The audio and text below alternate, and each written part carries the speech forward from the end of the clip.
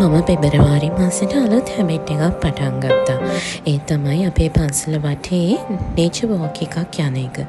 මේක ඇත්තටම මම කරන්නේ මේකෙන් මට බෙනිෆිට්ස් දෙකක් ලැබෙන නිසා. එකක් මගේ ඇඟට පොඩි ව්‍යායාමයක් ලබා දෙනවා. මොකද මං කරන්නේ ගොඩ වෙලාවක් වාඩි වෙලා ඉන්න ජොබ් එකක්නේ. අනිත් එක තමයි මට වැදගත්ම දේ. ඒ තමයි මගේ මනසට පොඩි විවේකයක් ලබා දෙන එක. ඒ දෙකට මේක හරිම අයිඩිය. ඉතින් ගිය අවුරුද්දේ ගොඩක් වෙලාවට මම පාන්දර 3 වගේ වෙද්දි නැගිටලා වැඩ පටන් ගන්නවා.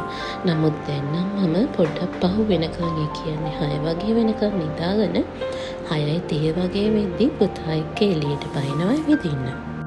ඉතින් ඇවිදින අතරේ සුබන් ධර්මයේ විඳගෙන ඉර එළියේ නැහැවිලා තමයි මම මගේ ගමන යන්නේ. අම්මයි තාත්තයි මාරුවෙන් මාරුවට පුතා වඩාගෙන ගිහින් මට දෙන්නේ කියන්න බැරි තරම් නිදහසක්. මෙතෙන්ට වෙලා ගඟ දිහා බලාගෙන නම් මං හරිම කැමතියි. මෙතන තියෙනවා මිනිස්සු නැති වෙලාවට හරිම සනීපදායක කියන්න බැරි තරම් ලස්සන වයිබ් එකක්. මම ගොඩක් වෙලාවට ඇවිදින්න ආපුවාම මෙතෙන්ට ඇවිත් පොඩ්ඩක් ඇස් දෙක පියාගෙන ඉන්න අමතක කරන්නේ නැහැ. ඉතින් පුතාවද බලාගන්න එයාගේ ආච්චි ඉල්ලගත්තා. ඒකෙන් මට ලබන සතියේ තියෙන වැඩ ගොඩාක් ඉවර කරගන්න පුළුවන් වුණා. හස්බන්ඩ් බිත්තර අරන් ආවා. මම ඒව ෆ්‍රිජ් එකේ දාන නිසා අනිවාර්යයෙන්ම සෝදනවා. නැත්නම් විස බීජ වල මුළු ෆ්‍රිජ් එකම කන්ටැමිනේට් වෙන නිසා. එළියේ තියෙනවා නම් මෙතෙන් හොදන්නේ නැහැ. ඒ ටික හොදන්න දාලා මම පරණ බිත්තර ටික තම්බනවා ඊළඟ වීක් එකේ පාවිච්චි කරන්න අවශ්‍ය ප්‍රමාණයට විතරක්. මට තියෙනවා කාලේ හිතින් මැනගන්න බැරි ප්‍රශ්නයක්. මට මේක පැයක් වුණත් ලිපේ තියලා වෙන වැඩක් කරන්න පුළුවන්. එවිල්ල බලද්දි වතුර ටික හිඳිලා නම් ඔන්න මට පොඩ්ඩක් මතක් වෙයි.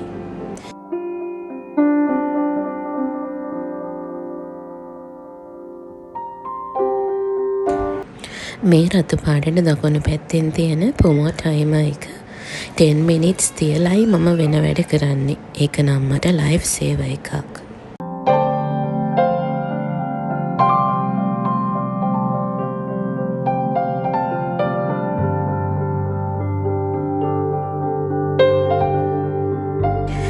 අලුතෙන් ගෙනාපු බිත්තර මගේ මේ බිත්තර රාක්කේ හොදලා හොරලා ෆ්‍රිජ් එකට දැම්මා. මේකත් හරිම පරිස්සමෙන් කළේ. බිත්තර පරිස්සමෙන් ඇල්ලුවේ නැත්තම් ලෝක අපරාධයක් වෙන්නේ. පරණ බිත්තර කීපය ඉස්සරහින්ම තියෙන හොරලා සීරුවෙන් බිත්තර රාක්කේ මම ෆ්‍රිජ් එකෙන් තිබ්බා. මම මගේ පොත් කබඩ් එක ලස්සනට අඩුක් කරන වැඩේ කරනවායි කියලා හිතලා තමයි තිබ්බේ. පොත් එළියට අරන් බලද්දී උඩම රාක්කේ තිබ්බ පොත් කීපයක්ම හොඳටම සවුත්තු වෙලා. සාමාන්‍යයෙන් මගේ පොත් නම් කාවු කන්නේ නැහැ. මට ඒක නම් 100% ෂුවර්. එහෙම සත්තුන්ගෙන් කරදරයක් නෙමෙයි කියලා මම දන්නවා. මම ඒ වගේ කාවු කන දේවල් වලට සත්තු කන දේවල් වලට ඒව නැති කරගන්න සාමාන්‍යයෙන් කපුරු දානවා.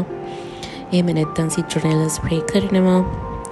ළඟදී ඉඳන් මං දුම් අල්ලන් යද්දි මෙතෙන්ටත් අනිවාර්යයෙන්ම දුම් ටිකක් අල්ලගෙන යනවා.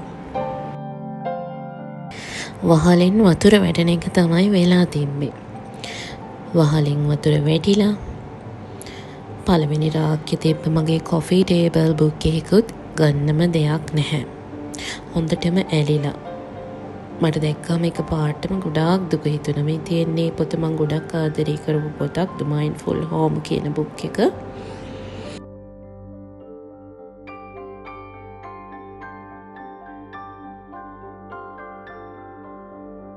මම මේ බුක් ෂෙල්ෆ් එක ඇරේන්ජ් කරන වැඩේ කරන්න කලින් Pinterest එකේ පොඩ්ඩක් මම කැමති විදිහේ ඉමේජස් සර්ච් කරලා අයිඩියාස් ගත්තා.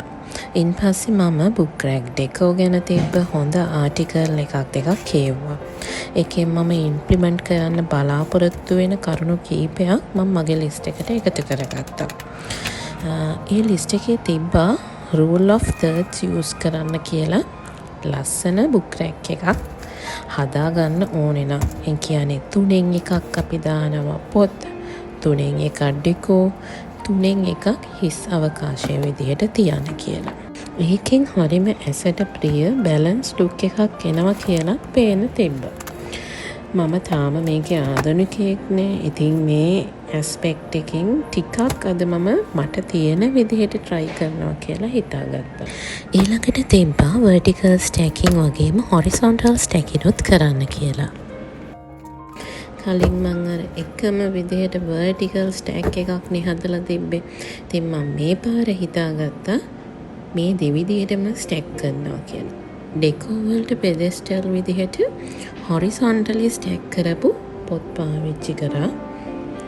ග්‍රීනරි ටිකක් දාන්න කියලාත් ඒ ආටිකල් එකේ තිබ්බා. නමුත් මං ගාව ග්‍රීනරි මොකුත් තිබ්බේ නැහැ. ඊට අමතරව ලස්සන ඩෙකෝස්, වාසස්, කීප්සේක්ස්, සුවනියර්ස්, ස්කල්ප්චර්ස්, කැන්ඩල්ස් ඇඩ් කරන්න කියලාත් තිබුණා. නමුත් මං ගාව දැන්ට මේවා තිබ්බේ නෑ.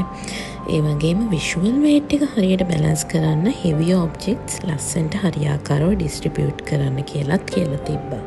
මේ ටික arrange කරලා අතපතු ගාලා කුණු අයින් කරලා ඉවර වෙද්දි මට ගොඩාක් ටයර්ඩ් වෙලා තිබ්බේ. හැම වෙලාවෙම මහන්සි නම් ඇතුලේ ඉන්න එපා.